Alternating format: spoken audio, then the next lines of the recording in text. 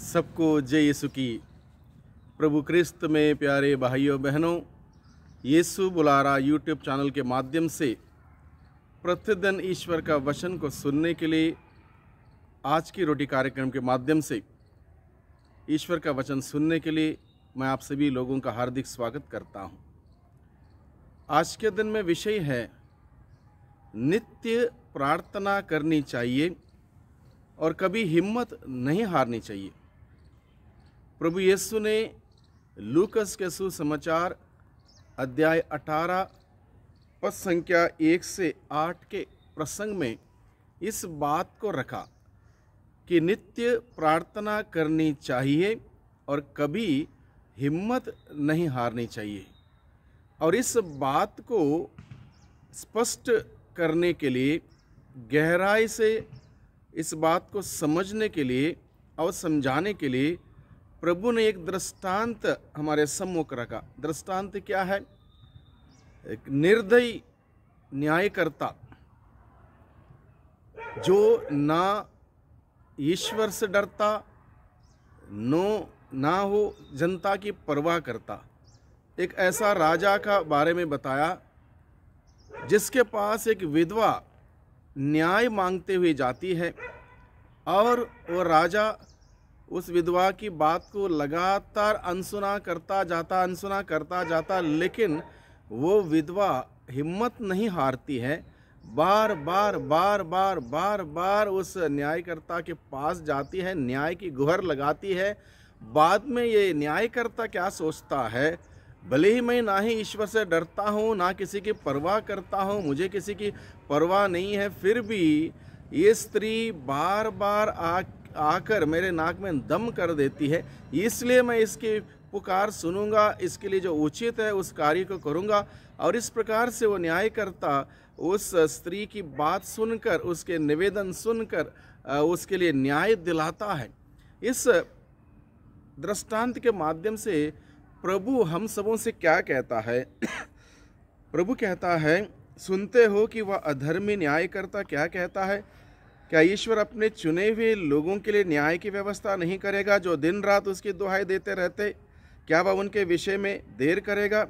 मैं तुमसे कहता हूँ, वह शीघ्र ही उनके लिए न्याय करेगा। परंतु जब मानव पुत्र आएगा तो क्या वह पृथ्वी पर विश्वास बचा हुआ पाएगा?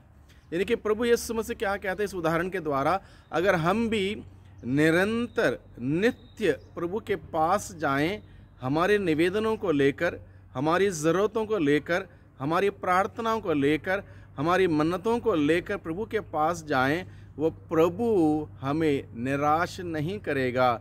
वो पुकार सुनने वाला वो हमारा ईश्वर है, हमारी पुकार वो सुनता है, क्योंकि वो हमारा पिता है, हम उसके बच्चे हैं, इसलिए वो हम सबों को तिरस्कृत नहीं करेगा, परित्याग नहीं करेगा। वो दया से द्रवित होने वाला वो ईश्वर दया करेगा और अपनी दया के चलते हम सबों की बात सुनेगा, पुकार को सुनेगा, प्रार्थना को सुनेगा और उत्तर देगा। इसलिए प्रभु ने हम सबों के सामने ये बात रखी है, नित्य प्रार्थना करनी चाहिए हर दिन।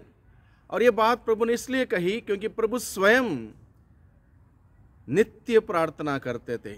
अगर दिन भर वो व्यस्त रहते थे तो रात भर वो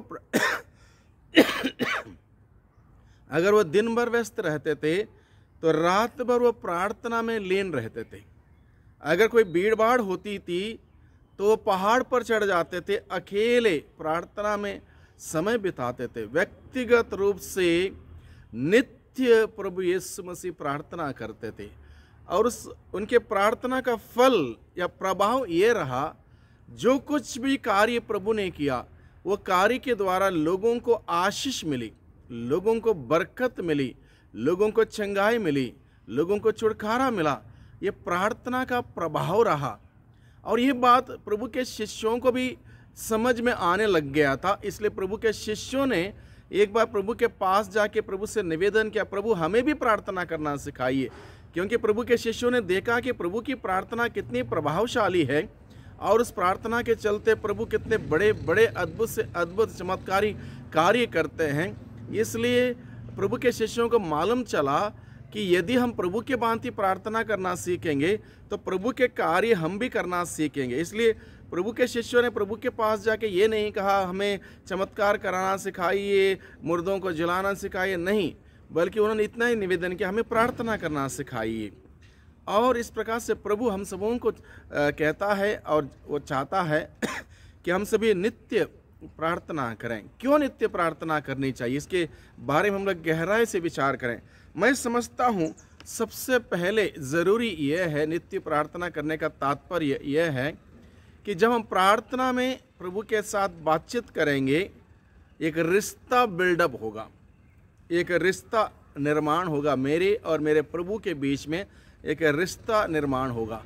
और जब तक हम इस प्रकार से रिश्ता बनाए रखेंगे प्रभु के साथ, तब तक हम सफल होंगे। अगर रिश्ता कट जाएगा तो हम कुछ नहीं कर पाएंगे। जिस प्रकार से प्रभु यीशु स्वयं बताता है यूहन्ना के सुसमाचार में, दाखलता और डाली के उदाहरण को लेते हुए, मैं दाखलता हूँ और तुम डालियाँ हो, इसलिए जो डाली दाखलता से कट जाएगी वो कुछ नहीं कर पाएगी। इस प्रकार से वो रिश्ता अगर हमारा जुड़ा रहेगा, हम फलदायक बने रहेंगे, हम आनंदित रहेंगे, हम खुश रहेंगे और हमारे जीवन में प्रभु की बरकतें बनी रहेंगी। इसलिए सबसे पहली बात यह है कि हम नित्य प्रार्थना करने का मतलब प्रभु के साथ अपना रिश्ता संबंध बनाए रखना और उसको दिन प्रतिदिन प्रार्थना के द्वारा मजबूत करना, ये पहला कारण है।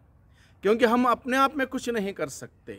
जब तक प्रभु की अनुग्रह, प्रभु की कृपा, प्रभु की आशीष, प्रभु की दया हम पर नहीं रहेगी, हम कुछ नहीं हैं, कुछ नहीं कर सकते। हमारा जीवन प्रभु पर, जीवन देने वाले पर निर्भर है। इसलिए उस जीवन देने वाले उस प्रभु के साथ प्रार्थना के द्वारा, नित्य प्रार्थना के द्वारा वो रिश्ता व संबंध बनाए रखें। इसलिए सबसे पहली बात यह है, रिश्ता मजबूत करने के लिए, बनाए रखने के लिए प्रार्थना करने की ज़रूरत है। दूसरी बात है, प्रभु में बढ़ने के लिए केवल रिश्ता जोड़े रखना काफ़ी नहीं है, प्रभु में बढ़ना है। We need to grow in Jesus, we need to grow in the values of Jesus. इसलिए प्रभु के मूल्यों से, सिद्धांतों से बढ़ने के लिए, प्रभु में बढ़ने के लिए, प्रभु जैसा बनना हो तो हमें प्रभु के चरणों में बैठना होगा नित्य, हर दिन। और ज्योति जिसको आलोकित करती है वो स्वयं ज्योति बन जाता है, प्रभु का वचन में बताता है। यानी कि प्रभु ज्योति है, उस ज्योति के पास हम बैठेंगे, वो स्वयं वो प्रभु जैसा बन जाएगा। इसलिए इस प्रकार से प्रभु में बढ़ने के लिए हमें नित्य प्रार्थना करनी चाहिए। और तीसरी बात, इसलिए नित्य प्रार्थना करनी चाहिए, जैसे कि मैंने बताया, प्रभु हमारा जीवन का स्रोत है। जैसे प्रभु ने कहा, मैं दाखलता हूँ, तुम डालियाँ हो। यानी कि जीवन दाता के साथ जुड़े रहेंगे तभी हमारे अंदर जीवन रहेगा, आनंद रहेगा, खुशियाँ रहेंगी, शक्ति सामर्थ्य रहेगी। इसलिए उस आशीषों को प्राप्त करने के लिए प्रभु के साथ जुड़े रहना बहुत ही ज़रूरी है। चौथी बात, स्वयं प्रभु यीशु ने यह कहा था, मनुष्य केवल रोटी से नहीं जीता है बल्कि ईश्वर के मुख से निकलने वाले हर एक शब्द से जीता है। इसलिए हम सबों को प्रभु का वचन पढ़ना, प्रार्थना करना हर दिन ज़रूरत है। इस बात को प्रभु ने हम सबों को समझाया है कि मनुष्य केवल रोटी तक सीमित रहेगा, वो मनुष्य नहीं रहेगा। क्योंकि हर प्रकार के जीव जंतु रोटी तक सीमित रहते हैं। मनुष्य सृष्टि का मुकुट है, सर्वोत्तम सृष्टि है। उस मनुष्य के अंदर आत्मा है, आत्मा के लिए भोजन है ईश्वर का वचन आत्मा के लिए भोजन है प्रार्थना। इसलिए नित्य प्रार्थना करने के लिए प्रभु ने हम सबों को बताया है। पांचवी बात है, नित्य प्रार्थना इसलिए है क्योंकि हमारा शरीर दुर्बल है, आत्मा तत्पर है। प्रभु ने अपने शिष्यों को यही कहा था, तुम्हारा आत्मा तत्पर है लेकिन तुम्हारा शरीर दुर्बल, इस वजह से तुम प्रार्थना नहीं कर पा रहे हो, तुम सो रहे हो। इसलिए प्रार्थना करो जिससे कि तुम प्रलोभनों से बचे रहो, तुम्हारे शरीर की दुर्बलता से ऊपर उठो। शरीर की दुर्बलता से ऊपर उठने के लिए हमें प्रार्थना नित्य करने की आवश्यकता है। छठी बात, नित्य प्रार्थना करने से हम प्रलोभनों का सामना कर सकते हैं। नित्य प्रार्थना नहीं करेंगे तो प्रलोभनों का शिकार बन जाएंगे। प्रभु यीशु के पास जब 40 दिन उपवास करने के बाद शैतान प्रलोभनों को लेकर आया, लेकिन प्रभु प्रलोभनों का सामना किया, शैतान को हराया, ईश्वर के वचन को इस्तेमाल करते हुए इसका शिकार नहीं बना, क्योंकि वो प्रार्थना में बने हुए थे। जब हम प्रार्थना में बने रहेंगे, हमारे जीवन में पता नहीं कितने सारे प्रलोभन आते हैं, उनका हम सामना कर पाएंगे, उस पर हम विजयी पाएंगे, अन्यथा हम हार जाएंगे। इसलिए बहुत ही ज़रूरी है नित्य प्रार्थना करना। इसलिए प्रभु यीशु ने हमें बताया नित्य प्रार्थना करो।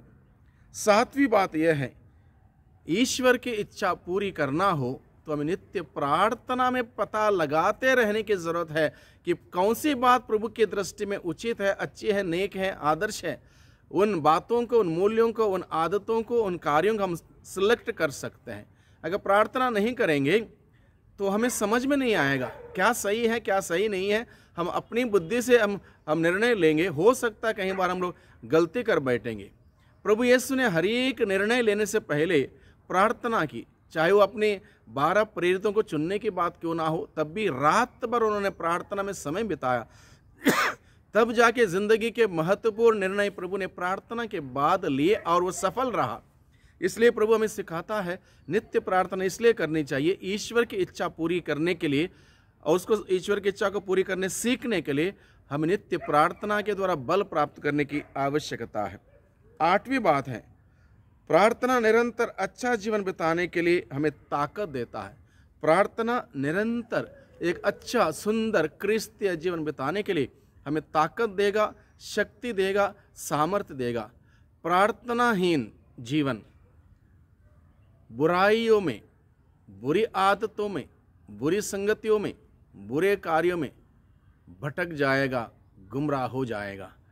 जो व्यक्ति प्रार्थना के साथ प्रभु के मजबूत हाथों को थामे रखा है, वह व्यक्ति प्रभु के रास्ते पर चलेगा, सत्य के मार्ग पर चलेगा, ईमानदारी के मार्ग पर चलेगा, न्याय के मार्ग पर चलेगा, क्षमा के, भाईचारे के मार्ग पर चलेगा।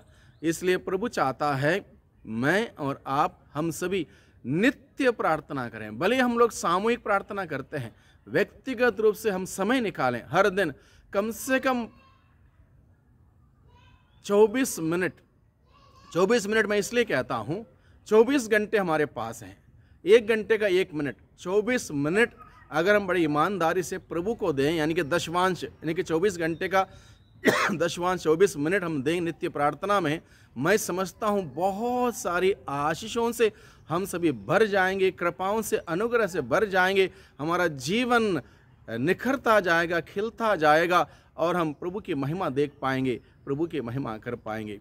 भाइयों बहनों, प्रभु का वचन जो हमने सुना है और मुख्य रूप से 9 बातें मैंने आप सबों के सम्मुख रखी हैं, इन बातों को दिल में रखें, इसका प्रैक्टिस करें हर दिन।